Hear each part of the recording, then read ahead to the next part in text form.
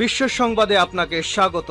শুরুতেই জানাবো হাতে পাওয়া সর্বশেষ আন্তর্জাতিক সংবাদের শিরোনাম, পরে বিস্তারিত জানিয়ে দেব। এই মুহূর্তে হাতে পাওয়া সর্বশেষ গুরুত্বপূর্ণ আন্তর্জাতিক সংবাদ। ইরান ইসরায়েল ফিলিস্তিনি ত্রিমুখী যুদ্ধ চলছে। শুরুতেই থাকছে গাজা ভূখণ্ডের উত্তর দিকে প্রবল লড়াই চলছে ইহুদিবাদী ইসরায়েল এবং ফিলিস্তিনের হামাস যোদ্ধাদের মধ্যে। এবারে জানাবো ইসরায়েল মার্কিন সম্পর্কের ফাটলের নেপথ্যে যে কাহিনী। গাজা যুদ্ধ নিয়ে অনেকটাই মুখোমুখি অবস্থানে রয়েছে বাইডেন ও নেতানিয়াহু। যুদ্ধ বন্ধ করতে ইসরায়েলি প্রধানমন্ত্রীকে বারবার অনুরোধ করলেও থোড়াই কেয়ার করছেন না তিনি। কারো কোনো কথাই কানে তুলছেন না নেতানিয়াহু। এতে প্রশ্ন উঠেছে, আসলে কি পরম মিত্র যুক্তরাষ্ট্রের সঙ্গে সম্পর্কের ফাটল ধরেছে ইসরায়েলের? জানাবো উত্তর আমেরিকার দেশ মেক্সিকোতে বন্দুক হামলায় ৮ জন নিহত হয়েছেন। নিহতদের মধ্যে ৪ জন ঘটনাস্থলেই এবং বাকি ৪ জন হাসপাতালে মারা গেছেন। এদিকে ভারতে লোকসভা নির্বাচন, ভোটারকে থাপ্পড় মারায় পাল্টা এমপির গাড়ি থাপ্পড় মারলেন ভোটার।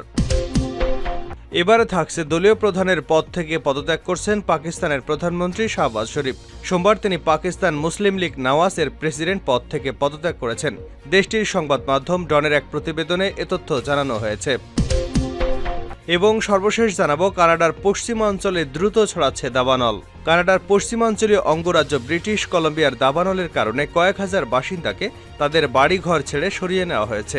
কর্তৃপক্ষ সতর্ক করে বলেছে দাবানল দ্রুত ছড়িয়ে পড়ছে। খবর আল জাজিরার। এতক্ষণ শিরোনাম শুনছিলেন, এবার বিস্তারিত। প্রিয় দর্শক, আপনি যদি এই চ্যানেলে নতুন হয়ে থাকেন, ভিডিওটি দেখতে দেখতে চ্যানেলটি সাবস্ক্রাইব করে আমাদের সঙ্গে থাকুন। আর এই ভিডিও সম্পর্কে আপনি আপনার মূল্যবান মতামতটি কমেন্ট বক্সে জানিয়ে দিন। আর হ্যাঁ প্রিয় দর্শক, জানিয়ে দিন ভিডিওটি কোথা থেকে দেখছেন। উত্তর গাজায় তীব্র লড়াই চলছে। ইসরায়েলের সংবাদপত্র হারেজ জানিয়েছে, গাজা ভূখণ্ডের উত্তর দিকে প্রবল লড়াই চলছে। রোববার রাতে ইসরায়েলি সেনা জাবালিয়ায় আক্রমণ চালিয়েছে। ইসরায়েলের সেনাবাহিনীর মুখপাত্র এর আগে জানিয়েছিলেন, ইসরায়েলের যুদ্ধবিমান জাবালিয়ার বিভিন্ন লক্ষ্যবস্তুতে বোমা ফেলছে। জাবালিয়া খুবই ঘন বসতিপূর্ণ এলাকা। সেখানে শরণার্থী শিবিরও রয়েছে। সাধারণ মানুষকে এলাকা থেকে চলে যেতে বলা হয়েছিল। টাইমস অফ ইসরায়েল রোববার জানায়, ইসরায়েল প্রতিরক্ষা বাহিনী আইডিএফ ১ থেকে ১.৫ লাখ ফিলিস্তিনিকে জাবালিয়া এলাকা থেকে চলে যেতে বলেছে। জাবালিয়ায় হামাসের সঙ্গে ইসরায়েলি বাহিনীর তীব্র লড়াই হচ্ছে। হামাসকে সন্ত্রাসবাদী সংগঠন বলে ঘোষণা করেছে যুক্তরাষ্ট্র, জার্মানি এবং অন্য আরও কয়েকটি দেশ। জাতিসংঘের সংগঠন UNWA জানিয়েছে, জাবালিয়া ও রাফা থেকে বেসামরিক মানুষকে সরে যেতে বলায় তারা খুবই উদ্বিগ্ন। এদিকে আন্তর্জাতিক পররাষ্ট্রমন্ত্রী অ্যান্টনি ব্লিংকেন এবিসি টেলিভিশনকে বলেছে, ১০ লাখ মানুষ সেখানে আশ্রয় নিয়েছেন। তাদের সুরক্ষার কোনো বিশ্বাসযোগ্য পরিকল্পনা ইসরায়েলের নেই। ব্লিংকেন বলেন, প্রেসিডেন্ট বাইডেন এটি স্পষ্ট করে দিয়েছেন যে ইসরায়েল যদি রাফায় বড় ধরনের আক্রমণ করে, তাহলে সেই অপারেশনের ব্যবহার করার মতো সরঞ্জাম বা অস্ত্র আমরা দেব না। বাইডেন ইতিমধ্যেই জানিয়েছেন, তিনি রাফায় ইসরায়েলি হামলা নিয়ে উদ্বিগ্ন। যদি তারা এই হামলা করে, তাহলে তাদের গোলা বা অন্য অস্ত্র সরবরাহ বন্ধ করা হবে। এর আগে ইসরায়েলের প্রধানমন্ত্রী নেতানিয়াহু বলেছিলেন, ইসরায়েল একা লড়াই করার ক্ষমতা রাখে। ইসরায়েল মার্কিন সম্পর্কে ফাটলের নেপথ্যের যে কাহিনী। গাজা যুদ্ধ নিয়ে অনেকটাই মুখোমুখি অবস্থানে বাইডেন নেতানিয়াহু। যুদ্ধ বন্ধ করতে ইসরায়েলি প্রধানমন্ত্রীকে বারবার অনুরোধ করলেও থোড়াই কেয়ার করছে না তিনি। কারো কোনো কথাই কানে তুলছে না নেতানিয়াহু। এতে প্রশ্ন উঠেছে, আসলে কি পরম মিত্র যুক্তরাষ্ট্রের সঙ্গে সম্পর্কের ফাটল ধরেছে ইসরায়েলের? বলা হচ্ছে, কুখ্যাত নেজ্জা ইহুদা ব্যাটালিয়ন নিয়ে ইসরায়েল এবং যুক্তরাষ্ট্রের সম্পর্কের ফাটল ধরেছে। সম্প্রতি এই ব্যাটালিয়নের উপর নিষেধাজ্ঞা দেওয়ার কথা জানিয়েছে যুক্তরাষ্ট্র। এরপর কড়া প্রতিক্রিয়া দেখান ইসরায়েলি কর্মকর্তারা। শেষ পর্যন্ত নেতানিয়াহু প্রশাসনের চাপাচাপিতে নিষেধাজ্ঞার এই সিদ্ধান্ত থেকে আপাতত সরে এসেছে ওয়াশিংটন। ইসরায়েলি সেনাবাহিনীর মধ্যে সবচেয়ে নির্দয় ইউনিটের নাম হচ্ছে নেজ্জা ইহুদা। ইহুদিদের সমন্বয়ে গঠিত এই ব্যাটালিয়নের কোনো নারী সদস্য নেই।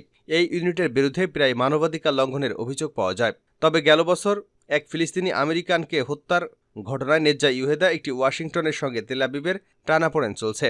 পদাতিক বাহিনীর ৯৭তম নেজ্জা ইহুদা ব্যাটালিয়ন আনুষ্ঠানিকভাবে নাহাল হারিদি নামে পরিচিত। এই ব্যাটালিয়ন ইসরায়েলি প্রতিরক্ষা বাহিনীর কেফির ব্রিগেডের অন্তর্ভুক্ত। হারিদি ইহুদি পুরুষদের সমন্বয়ে গঠিত ইউনিটের সদস্যরা নিজেদের ধর্মীয় বিশ্বাস বজায় রেখে এই ব্যাটালিয়নের দায়িত্ব পালন করতে পারেন।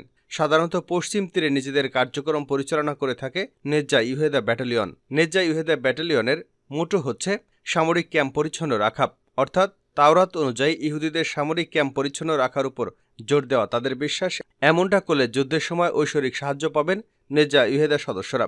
বিশেষ করে এই ইউনিটের ক্যাম্পে কোনো নারী প্রবেশের অনুমতি নেই। কেবলমাত্র সৈন্য এবং কর্মকর্তাদের স্ত্রীরাই ব্যাটালিয়নের ক্যাম্পে যেতে পারেন।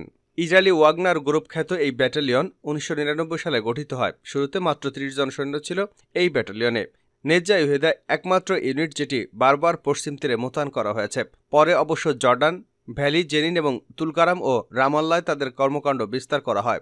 বর্তমানে এই ব্যাটালিয়নে 1000-এরও বেশি সৈন্য রয়েছে। ইসরায়েলি সেনাবাহিনীর অন্য যে কোনো ইউনিটের চেয়ে ভিন্ন এই নেজ্জা ইহুদা ব্যাটালিয়ন।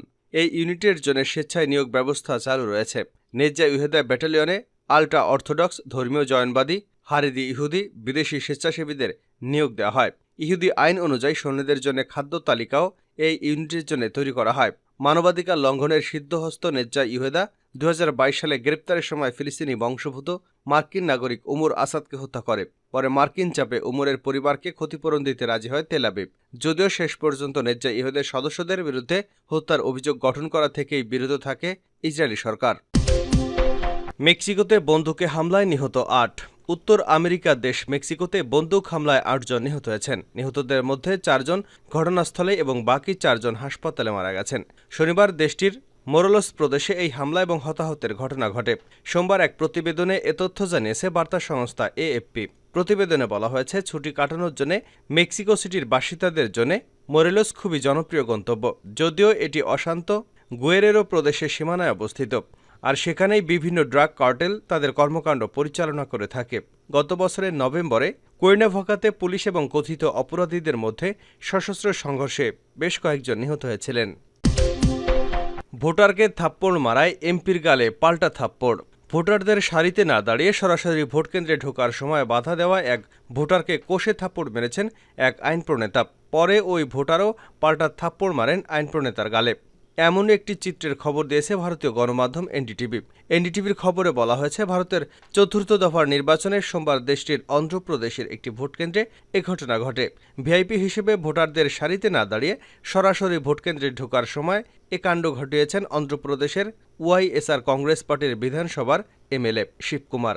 ভোটারকে শিবকুমার থাপ্পড় এবং ভোটার পাল্টা থাপ্পড়ের একটি ভিডিও সামাজিক যোগাযোগ মাধ্যমে ছড়িয়ে পড়তে মুহূর্তেই ভাইরাল হয়ে যায়।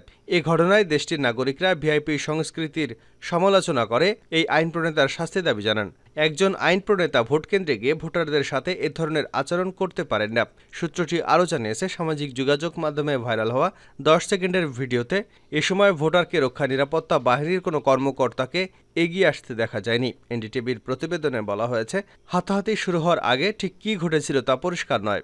তবে ভোটারকে বিধায়কের থাপ্পড়ের এই ঘটনা ঘিরে সামাজিক যোগাযোগ মাধ্যমে তীব্র সমালোচনা শুরু হয়েছে। উল্লেখ্য, অন্ধ্রপ্রদেশে লোকসভার 25টি আসনে ও বিধানসভার 175টি আসনে সোমবার ভোট হয়েছে। নির্বাচনে ওয়াইএস জগনমোহন রেড্ডির নেতৃত্বাধীন ওয়াইএসআর কংগ্রেস পার্টির সরকার, বিজেপি এবং এন চন্দ্রবাবু নাইডুর নেতৃত্বাধীন তেলেগুর দেশম পার্টির জোটের বিরুদ্ধে লড়াই হয়েছে। দলীয় প্রেসিডেন্টের পদ থেকে পদত্যাগ করলেন শাহবাজ শরীফ। দলীয় প্রধানের পদ থেকে পদত্যাগ করেছেন পাকিস্তানের প্রধানমন্ত্রী শাহবাজ শরীফ। সোমবার তিনি পাকিস্তান মুসলিম লীগ নওয়াজের প্রেসিডেন্ট পদ থেকে পদত্যাগ করেছেন। দেশটির সংবাদ মাধ্যম ডনের এক প্রতিবেদনে এ তথ্য জানানো হয়েছে। প্রতিবেদনে বলা হয়েছে, দলীয় প্রধানের পদ থেকে পদত্যাগের পর নওয়াজ শরীফ বলেন, নওয়াজ শরীফের দলের সভাপতি হিসেবে পুনরায় দায়িত্ব পালনের জন্য উপযুক্ত সময় হয়েছে। অর্থাৎ নওয়াজ শরীফের জন্যই তিনি দলের প্রধানের আসন ছেড়েছেন। পিএমএল-এর শীর্ষ নেতা মরিয়ম আওরঙ্গজেব সামাজিক যোগাযোগ মাধ্যম এক্সে দলের প্রধানদের পদত্যাগপত্র সহকারে একটি পোস্ট দিয়েছেন। এছাড়া এ ঘটনার পর আগামী শনিবার কেন্দ্রীয় কমিটির সভা ডেকেছে পিএমএল-এন। প্রতিবেদনে আরও বলা হয়েছে, এ দলের সেক্রেটারি জেনারেল হাসান ইকবাল কার্যনির্বাহী কমিটির সব সদস্যদের কাছে বৈঠকের জন্য নোটিশ পাঠিয়েছেন। এই নোটিশ অনুযায়ী আগামী শনিবার রাতে লাহোরে বৈঠক অনুষ্ঠিত হবে। সূত্র জানিয়েছে, শাহবাজ শরীফ প্রধানমন্ত্রী হিসেবে সরকারি ব্যস্ততার কারণে দলের প্রতি সময় দিতে পারছেন না। দেশ জুড়ে দলকে সক্রিয় করা দরকার। এর জন্য কেন্দ্রীয় কমিটির বৈঠকে সাবেক প্রধানমন্ত্রী নওয়াজ শরীফকে সভাপতি হিসেবে নির্বাচন করা হবে। কানাডার পশ্চিম অঞ্চলে দ্রুত ছড়াচ্ছে দাবানল। কানাডার পশ্চিমাঞ্চলীয় অঙ্গরাজ্য ব্রিটিশ কলম্বিয়ায় দাবানলের কারণে কয়েক হাজার বাসিন্দাকে তাদের বাড়িঘর ছেড়ে সরিয়ে নেওয়া হয়েছে। কর্তৃপক্ষ সতর্ক করে বলেছে, দাবানল দ্রুত ছড়িয়ে পড়ছে। রোববার রাতে অনলাইনে এক ভিডিওতে দেখা যায়, ব্রিটিশ কলম্বিয়া ওয়ার্ল্ড ফায়ার সার্ভিসের কর্মকর্তা ফ্লিক চ্যাপম্যান বলেছেন, ফোর্ট নেলসন শহরের পশ্চিমে শুক্রবার শুরুর পর থেকেই দাবানলটি দ্রুত ছড়িয়ে পড়ছে। ছোট্ট একটি সম্প্রদায় 3000 বাসিন্দার শহর ফোর্ট নেলসন ব্রিটিশ কলম্বিয়ার উত্তর পূর্বাঞ্চলীয় ভ্যানকুভারের 1600 কিলোমিটার উত্তরে অবস্থিত। চ্যাপম্যান ভিডিওতে বলেন, পূর্ব উত্তর পূর্বাঞ্চলে দাবানলজনিত ঘটনায় নাটকীয়ভাবে বেড়ে যাচ্ছে। সোমবার সকাল থেকে ফোর্ট নেলসনের পশ্চিম দিকে আগুন প্রায় 5200 80 হেক্টর জায়গা পর্যন্ত পৌঁছে গেছে বলে জানিয়েছে British Columbia world fire service. 2023 সালে কানাডার রেকর্ড দাবানল দেখল। দেশের প্রদেশে ও অঞ্চলগুলোতে শত শত দাবানলের ঘটনা ঘটেছিল। স্থানীয় একটি গণমাধ্যম জানায়, নর্দার্ন রকিসের আঞ্চলিক পৌর মেয়র রব ফ্রেজার জানিয়েছেন, প্রায় 3,500 বাসিন্দা এলাকা ছেড়ে গেছেন, তবে অনেকেই থেকে গেছেন।